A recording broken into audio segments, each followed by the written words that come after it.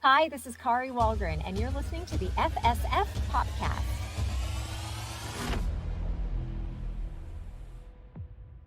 Hey guys, welcome to the FSF Podcast. I'm Tim, I'm your host, and of course with me today is my ever trusty sidekick, the one, the only, the Kathleen.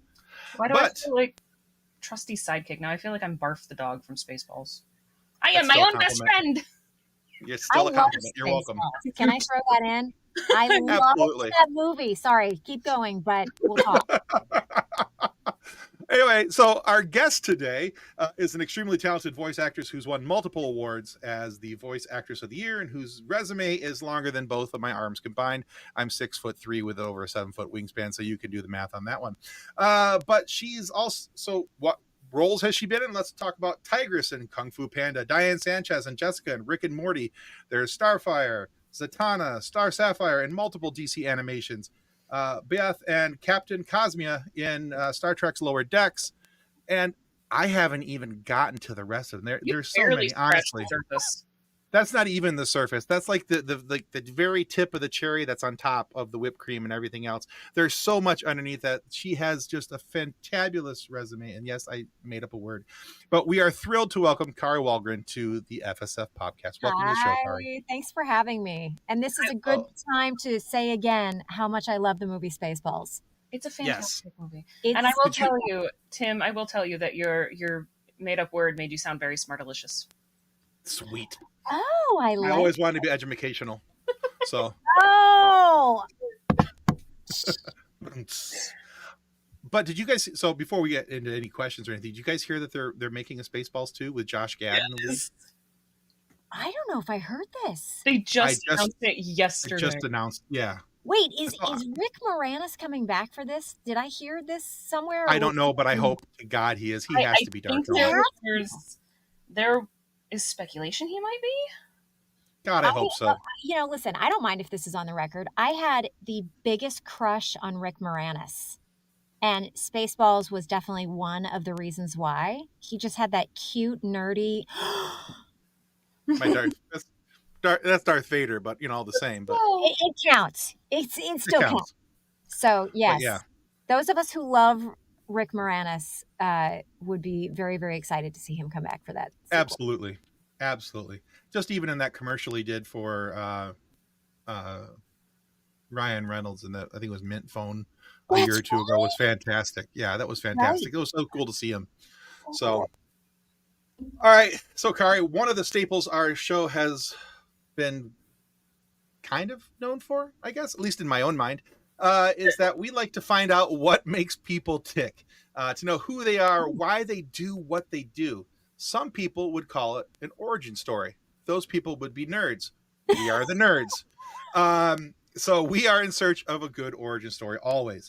So in the story of Kari Wahlgren, what were the influences that made you want to become a voice actor and have this as your chosen profession?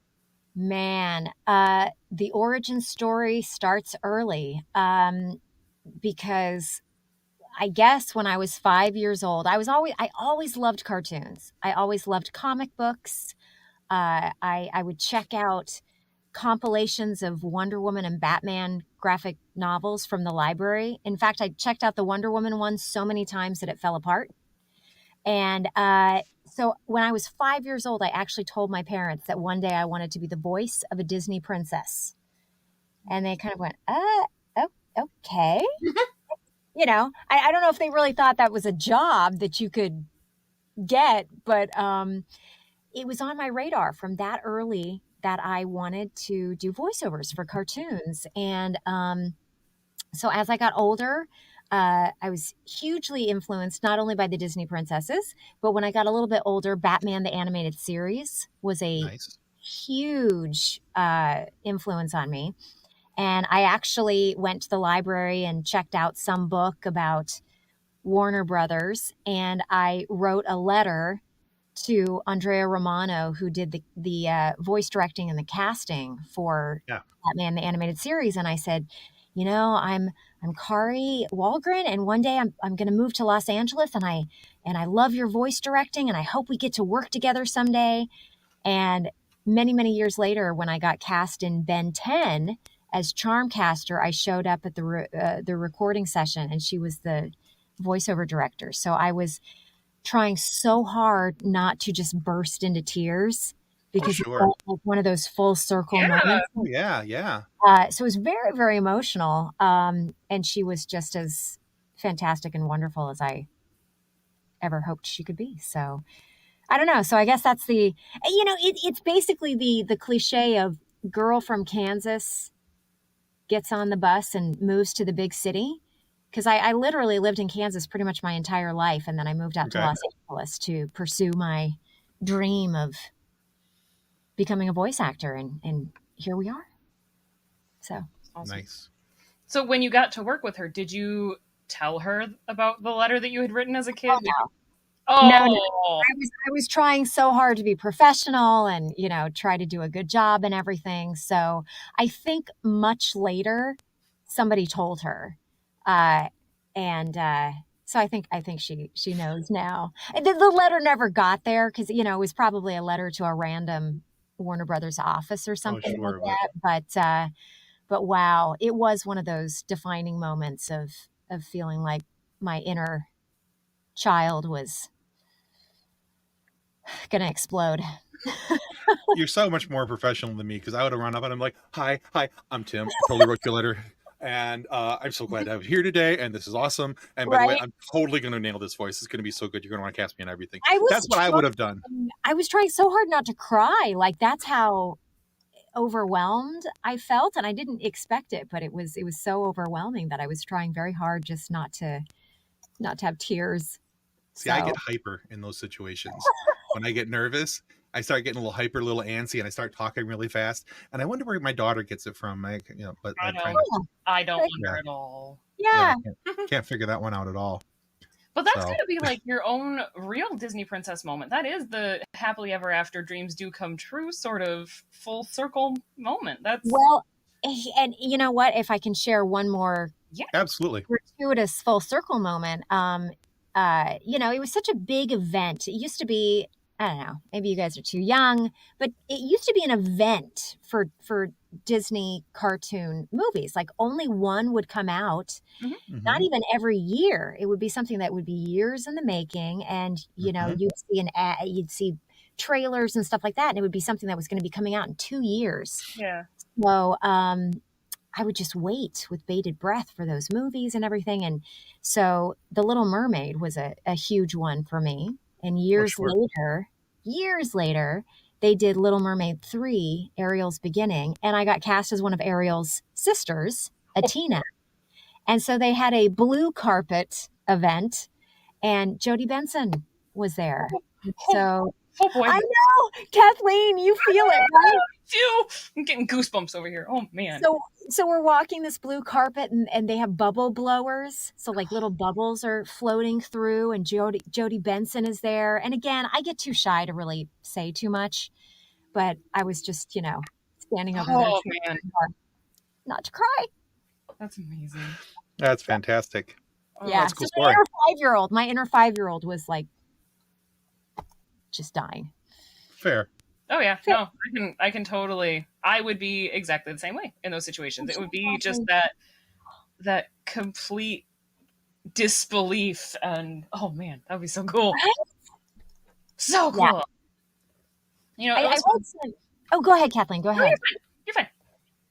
I was just going to say I read some great quote somewhere of do things that would make your inner 12-year-old really happy, or that something that your inner 12-year-old would be really stoked about. And we're really lucky in this job sometimes that we get to do things that our inner 12-year-old is very stoked about. So yeah. Ta-da. Ta-da! I know. That's why we do this, because this is mostly my inner 12-year-old going, hi, I'm Tim. You want to be on my show? So yeah. I love it. We've had a lot of those moments of the episode by episode through this podcast, healing our inner child with the I get to talk to this voice actor from this show, and yeah. I love that. Yeah. I especially for me, I think the biggest one was we interviewed Armin Shimmerman, who's Quark on Deep Space Nine. I love Armin. I love Armin so much. crazy that I was just thinking about him the other day because He's the absolute sweetest. he's the sweetest. And for anybody out there that doesn't know, he's an amazing Shakespearean actor. Mm-hmm. And he does some Shakespearean coaching. And Yes. so I was just thinking the other day, man, I got to reach out to Armin about some Shakespeare coaching. So There you go. He is so amazing. And like He and when we Judy are interviewed fantastic. him the first time, it was around the first anniversary of my dad dying. And we talked about it in the show because my dad is who got me into Star Trek. And so he's like, well, at the end of the show, he's like, I want to send autograph pictures. Who can I send a picture to? And I'm like, will you send one to my mom? Like, and he did. And it is framed and in front of our family picture. It's the first thing you see when you walk into my mom's house. I love that so much. That's really wonderful. She put it in I love how your mom's like, screw my family. I have Armin Shimmerman. Well, duh. Yeah, right. Oh, I love it. I love it. Oh my gosh, that's a great story. He's amazing. He's absolutely amazing. He's a lovely person. Kari, I was realizing, and I didn't realize it until I looked at your IMDb, that your voice is almost a daily occurrence in my house. Oh, like, thank you, or I'm sorry. Well, mostly it's okay. because of my daughter. I mean, Tiny Chef, Pupstruction, Super Kitties, Tiny Toons University, those are all on the regular rotation of things that she watches. And it was so funny as I'm like, wait a minute. Hey, Honora, she's that character. Hey, she's that character. And she's like, whoa. Oh my gosh. How does she do all those voices? I'm like, I don't know, but I can ask her how she does all those different voices. But I also really like asking voice actors, where is the most unexpected place that you've ever heard your voice?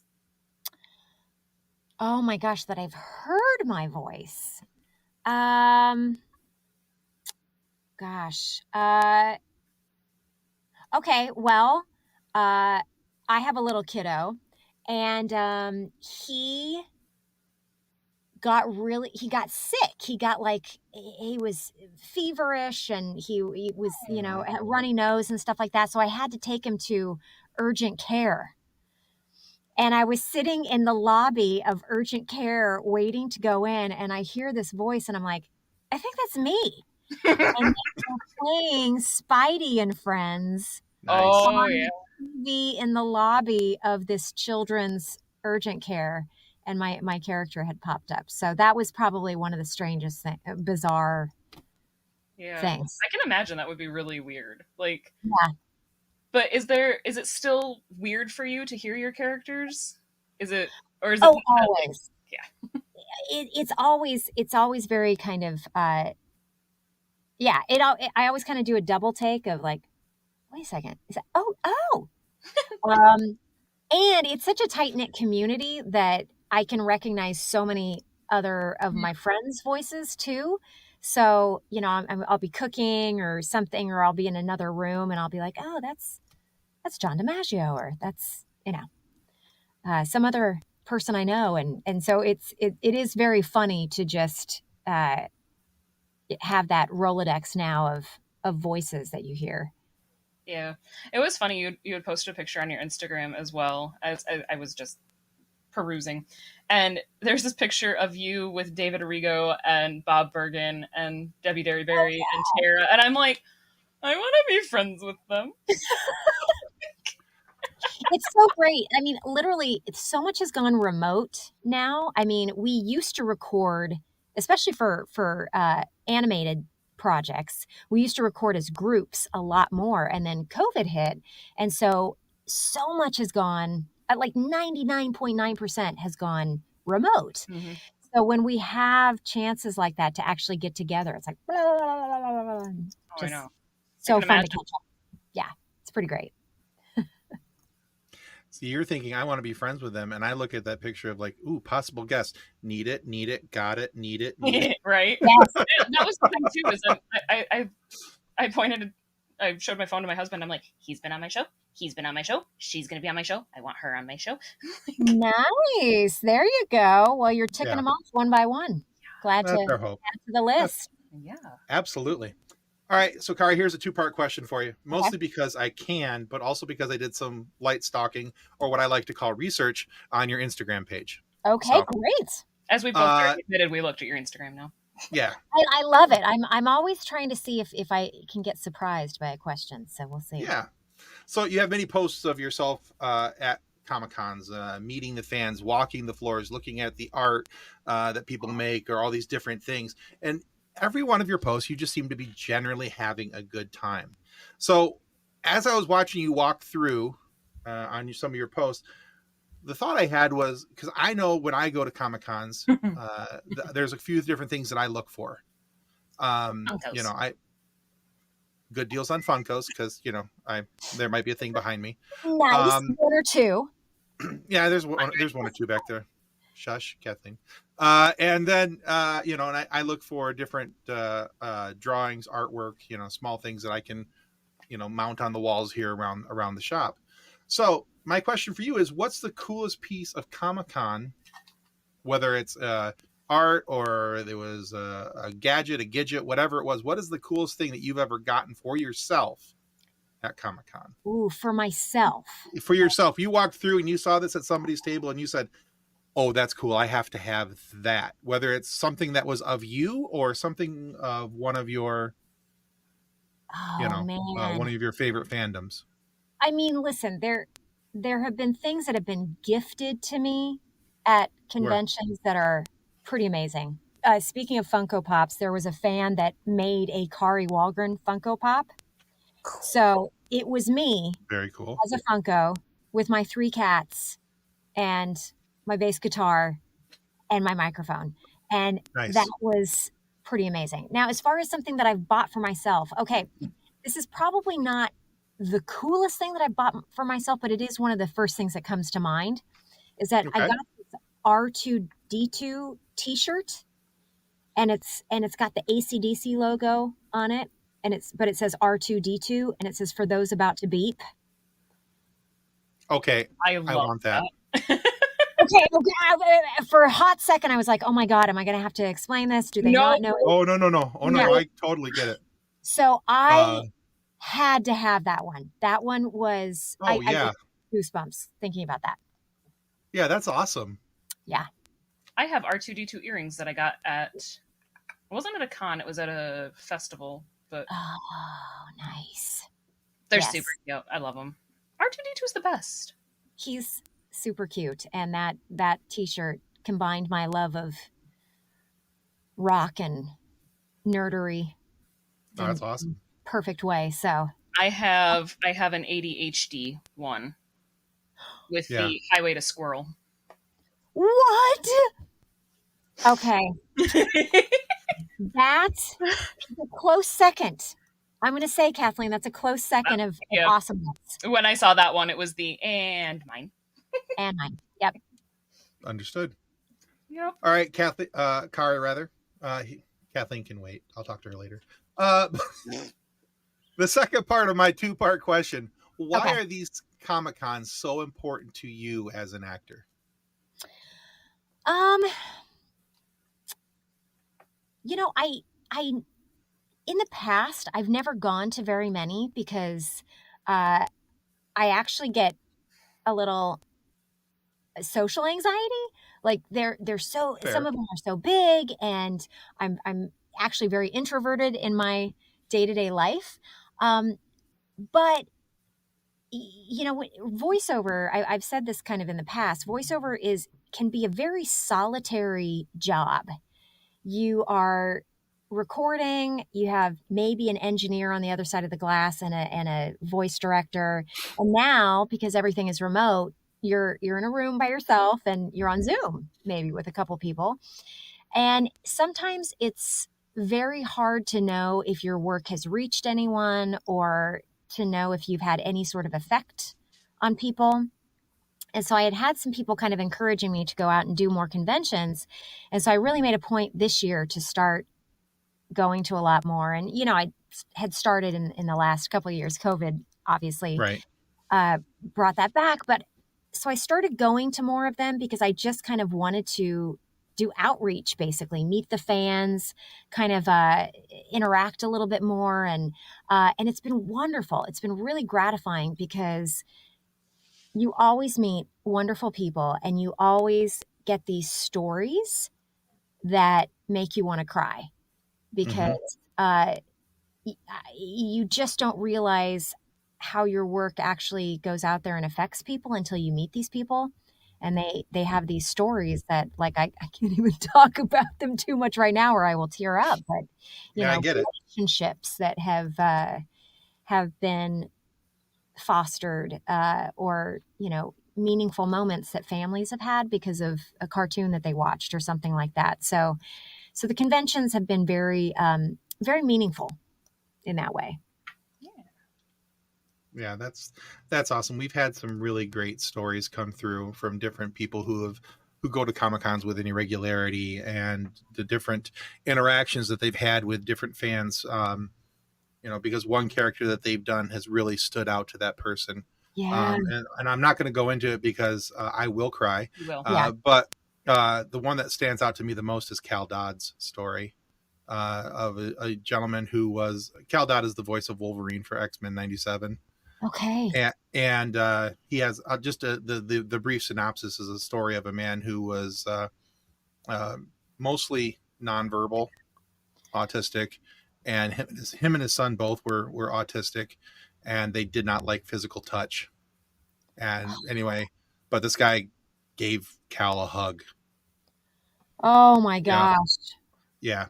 There's much more to it. That's the basics. Much more than that, and I'm gonna start complaining about the Onion Center. You're doing it. Stop doing I it. love it. Yeah. Yeah.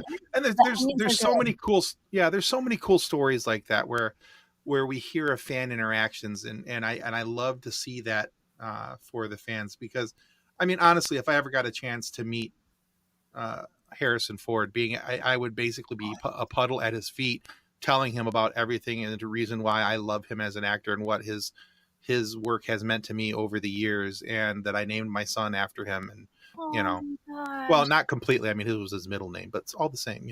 I snuck that one into my wife. Yeah. So are you kidding? I love it. And he's my birthday twin, by the way. Oh, Just that's cool. on a completely random note. So it's always kind of sweet because every year sometimes you'll get emails or something like, who you share a birthday with. And every year it's like Harrison Ford. Oh, yeah. That's cool. Nice. Tim's like, I'm jealous. He's not my birthday twin. Completely random, but there you go. I have nobody cool on mine. It's stupid. I don't know. We're gonna look that up later. Mine are Martin Sheen, Tony Bennett, and Martha Stewart. Okay, those are some legit. I have some good. Look it up now. Like Patrick Stewart. I share Patrick Stewart, Harrison Ford, and in the voiceover world, Tom Kenny, the voice of SpongeBob, and I have the same birthday. Ooh. So, yeah, so it's kind of a fun thing. I don't know how I got off on this tangent. It happens. Anyway. It happens. It happens to the best of people. They try to come on the show, keep it in a straight line, and we're like, "Ooh, look, a squirrel!" It happens. Squirrel. So yeah, it happens. Apparently, Miley Cyrus. That's my. There you go. Okay. And Jane Fonda and Boris Karloff. Those are my three. Boris Karloff. Boris Karloff is cool to me. I'll take that one. That's a good one. That's a really good one. I used to have, talking about going off on a squirrel, I was obsessed with old movie monsters. Oh, yeah. And so many, many years ago, this was another influence in my life that probably led me to voiceover. But they came out with stamps of some of the classic movie monsters. And so I had them framed. And so I had Boris Karloff up on my wall for many, many years. I have my Boris Karloff DVD collection down there. Like I have a box set of Boris Karloff. I feel like you're my people. We try. Welcome to the nerdery. I love it. I love it. So, Kari, you actually already touched on this question a little bit, but I wanted to go a little further because, again, I looked at your Instagram, and as amazing as all of your fan interaction pictures are, there was one picture that stopped me absolutely dead in my tracks because my brain went, "Ooh, kitty! I need you to tell me about your cats because I'm a crazy cat lady and I love them already." Oh my gosh. Okay, how much time do we have? I'm gonna try to reel it in. I have 3 cats. Two of them are brother and sister, Ruby and Jackson, and the third one is Juju. And Juju was my partner's cat, but she was also a street cat. She was a feral. Okay. And he's a drummer. And so basically, Juju lived in the parking lot of his drum studio for 9 years. And so, on hot days, she'd crawl under the trash bin, and on other days, there'd be like a random box, and she'd crawl into the box and stuff like that. And she was just with this feral colony. And so my partner would feed them. And when he would go off on the road to tour, he would make sure that one of the other people at this place, he's like, feed the cats, okay? Just promise me you'll feed the cats. So one by one, this feral colony died off or disappeared until only Juju was left. And here's the other thing about Juju. Juju basically has 3 legs, and the fourth leg is like a peg leg. She doesn't have any toes, so it's like a little. And then they trapped her to fix her at one point, and they cut off the tip of the ear, and they got a little sloppy. So basically, she's got like half an ear missing and this little peg leg. So she's like a pirate cat. Good, because I started covering my face laughing because all of a sudden I'm like, I'm Juju. Yes! Juju is basically a pirate cat who lived on the street for 9, pushing 10 years. And out-survived her entire colony. And so then Bobby, my partner, was like, man, she can't live there all by herself. And so he scooped her up and he took her over to a friend's house, and she was getting bullied by the other cats at the friend's house. So I was like, well, you could bring her over here and I'll see if she'll, maybe be okay over here. She turned into the biggest love bug. Oh, I love it. Now, like, she sees into my soul. You guys, I love this cat more than I can possibly say. So, yeah, she's. Arg, it'd be time to cuddle. Arg! It'd be time to cuddle. Oh my Tim, goodness. I'm stealing that and engraving that. I love that so much. So, yes, if you see Juju on there anywhere, Kathleen, just know that she be my pirate kitty. I love it. I also have 3 cats. None of mine have that much fun of a story. I mean, my oldest cat is a Facebook rescue. Facebook Marketplace we have a bunch of kittens. And my mother-in-law went to go get one, and I'm like, I'm gonna just snag this one. This one's mine now.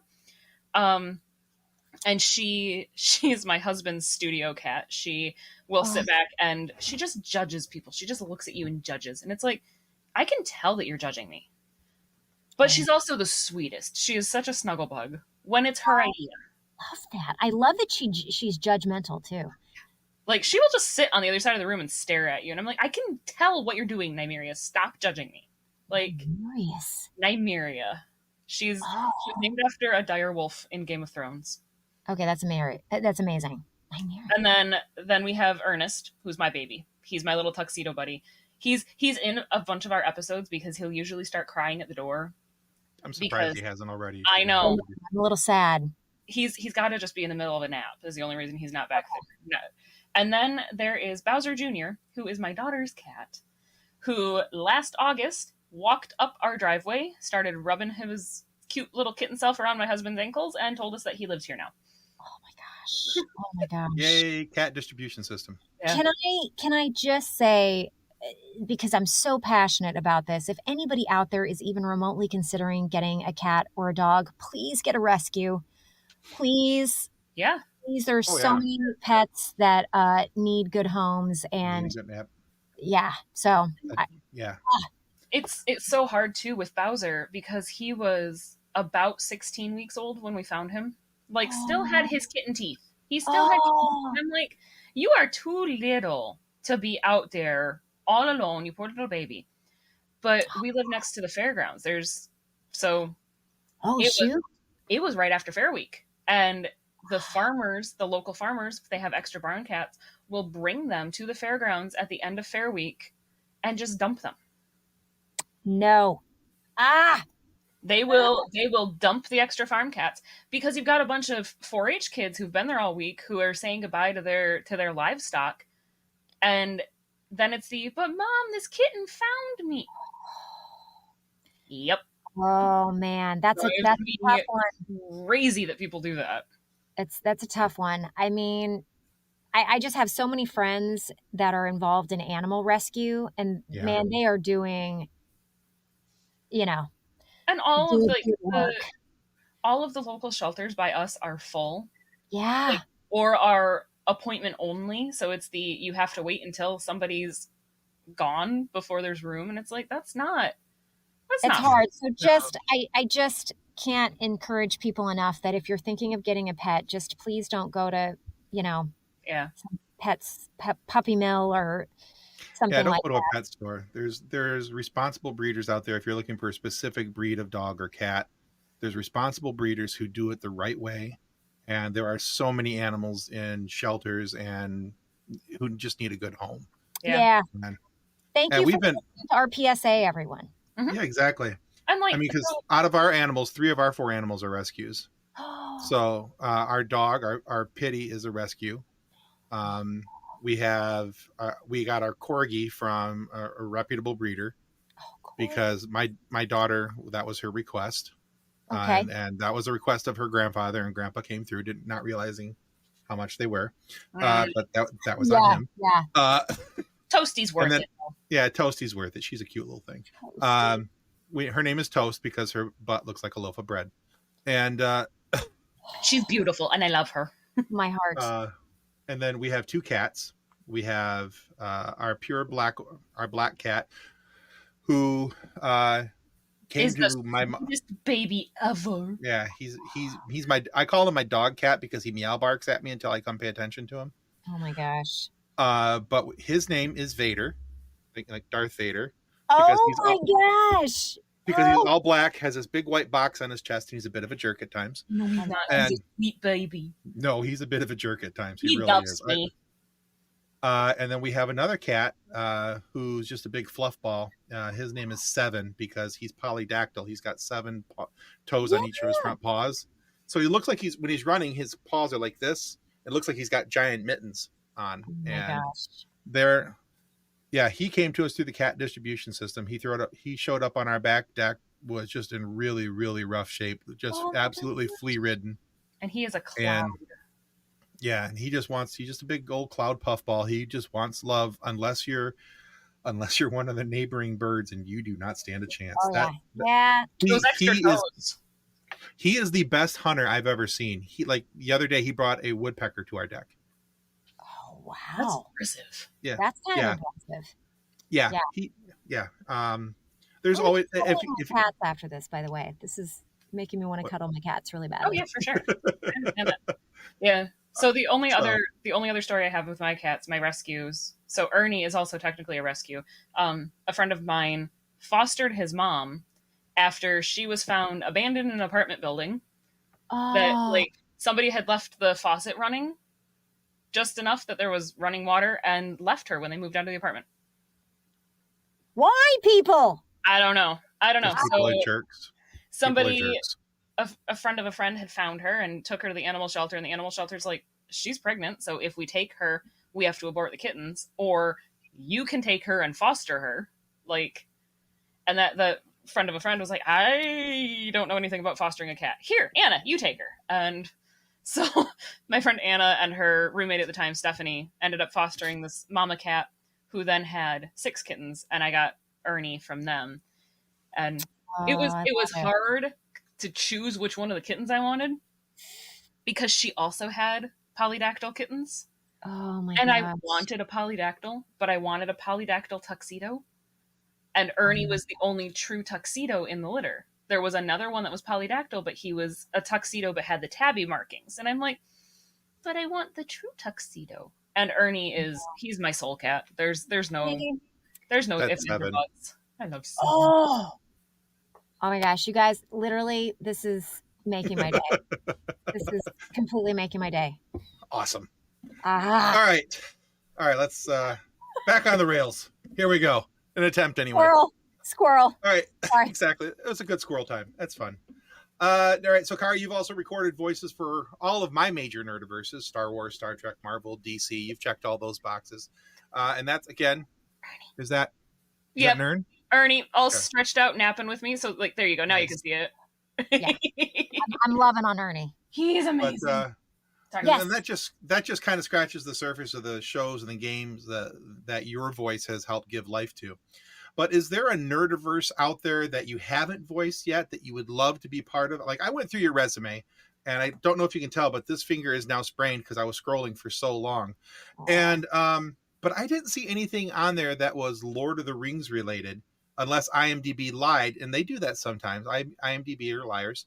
I mean, but I just wondered, is there anyone out there that you go, I haven't worked in this one yet? Well, that's interesting. I hadn't really thought about it, but I don't know that I've done something Lord of the Rings specifically in that franchise. So I guess Right. that'd be something on there. The big one for me would be Gem and the Holograms. Oh I yeah, I mean, remember them. yeah, for my retro kid uh growing up self, that was the cartoon that was on that I loved, and the dolls came out and Sure. everything. So I had some of the dolls, and it was crazy because you'd buy the dolls and you'd get a little cassette tape with Mm-hmm. two of the songs. You get the theme song from the TV show and then one other song that would be on the cartoon. So if they ever reboot that or something, yeah, I'd love to do that one. Perfect. That would be. I like that answer. I like the fact that it has a throwback to your childhood. That's Oh fantastic. yeah. Oh yeah. So we had already talked about going to the conventions and things, but then I was thinking about it a little bit more. So, of all of your character voices, which one are you most recognized for, do you think? It's kind of crazy. The very first anime character that I ever did was Haruko in FLCL, which is this anime show that was 6 episodes long, and they aired it a ton, like in 2001, on Adult Swim and Toonami, and to this day, that is the one that I sign the most of at conventions, and the thing that people, Hmm. I mean, I there's lots of other things that people come up and ask about and stuff like that, but that first character was still the one that people come up and mention all the time. And the funny thing is that now I'm old enough that people are saying you were the voice of my childhood, or and that FLCL, for those of you that don't know it, it's a metaphor for puberty. So it's this really crazy 6 episode anime show about this kid that suddenly it's almost like something comes riding out of nowhere and hits him on the head, and all these crazy things start happening, and Sounds and like pretty. it's, yeah, exactly. So it's a very bizarre, crazy, zany anime with these unexpected little pops of vulnerability and heart. And so I've had a lot of people come up at conventions and say, man, that was my gateway into anime. I watched Interesting. that when I was way too young and I shouldn't have been watching it. Uh, so I was like, yes, I've corrupted another one. Uh, Got him. yeah, so it's been kind of interesting that a role that was so at the beginning of my journey was inspired a lot of other people to go on that anime journey. Is there a role that you have that you wish got more attention? Oh, yeah. I mean, there's always a lot of roles out there that I wish got a little bit more attention. I mean, Legion of Superheroes, I just loved that whole world. And, I've gotten to play Saturn Girl now in a few different iterations of things. And Saturn Girl just, man, I just love her. I love her as a character. And so I wish people got that signed a little bit more. And I Yeah. don't know. Fair. All right. Very cool. Well, kids, you heard it here. You know who to ask for Right. now. She's All right. on Young Justice. She's on Young Justice. So if that's Awesome. an easy place to jump in. There you go. Love it. All right, Kari, it's time for our silly question.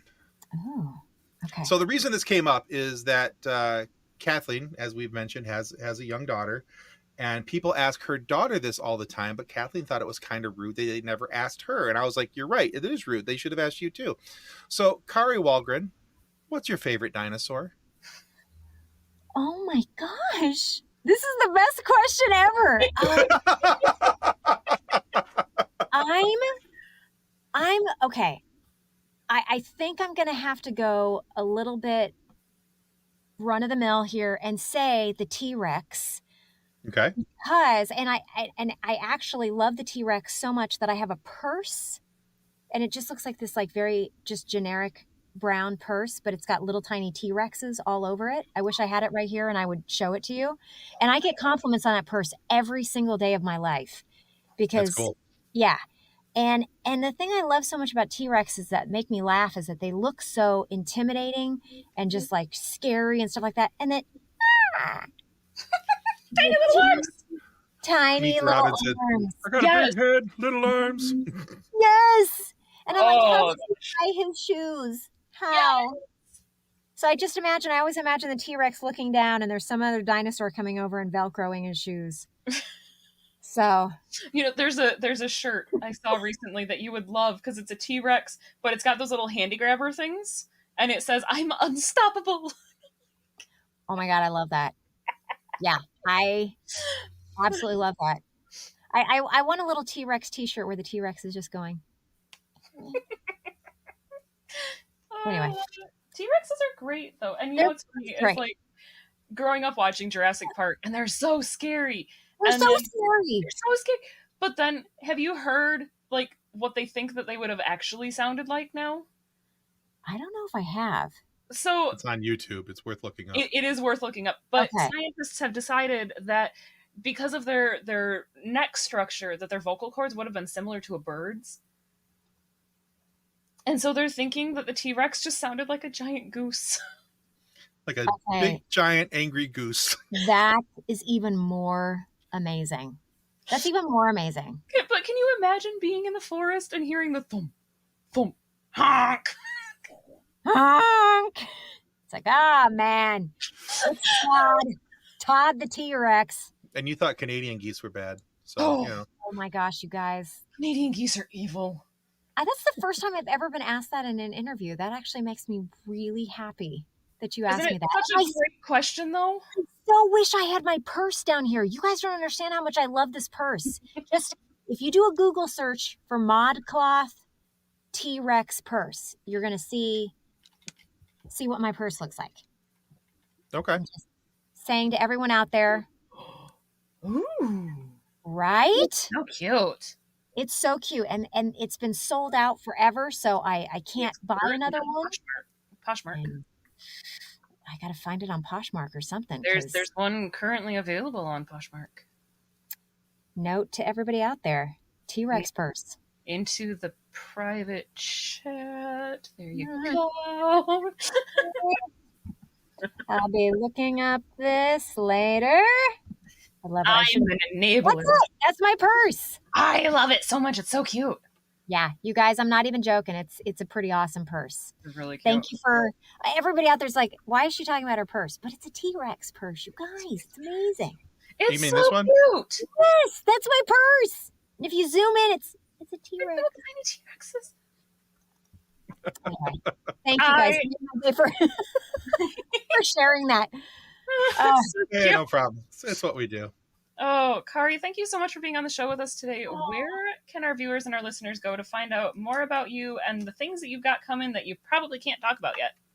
yes, I have a number of things coming up that I can't talk about yet, but I'm very excited about them. So please follow me for more details on that. It's at Kari Wahlgren, and I think you guys will have it up there on the screen. So it's just at Kari Wahlgren on Instagram, which kind of is where I have the most fun. So Instagram is probably my favorite. But I'm also on the artist formerly known as Twitter, and TikTok, Facebook official. I've got a page, Kari Wahlgren official on that. So yeah, you can follow me at any of those places, and I love to hear from people. It actually makes me really happy. So please drop a note. Perfect. And yes, those are all going to be linked right there in the video description below, because that's what we do. We want to share. We want to have people enjoy the nerdery. Please. Exactly.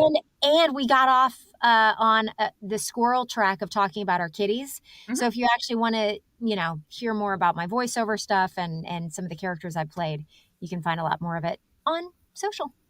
Perfect. So, hey guys, remember that subscribing is the single most important thing you can do to help our show to continue to grow.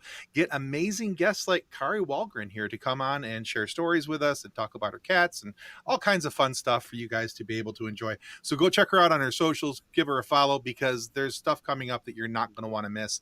And I know that I'm excited to continue to see what she's doing, because that's why we had her here today, because she has such a cool resume and there's so many cool things that she's done. Honestly, we could have like a 12-part series on just the first 4 years of her career. So, and again, go check her out. Check out Kari's work. You will not be disappointed in what you find. And Kari, thank you so much for being on the FSF podcast today.